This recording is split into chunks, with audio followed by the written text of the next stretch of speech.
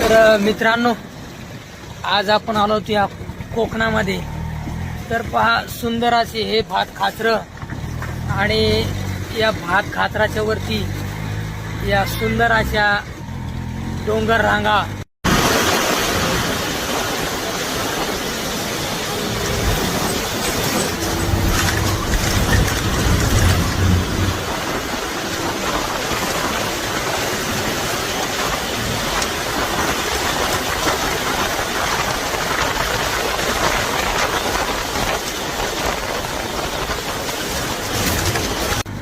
आणि त्या डोंगर रांगेमधून वाहणाऱ्या या पाण्याच्या विलोभनीय असं दृश्य या ठिकाणी आपल्याला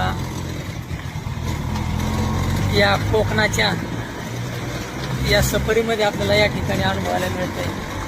तर या ठिकाणी हा जो धबधबा आहे, तर पहा, या ठिकाणी सुंदर असा हा पाण्याचा हा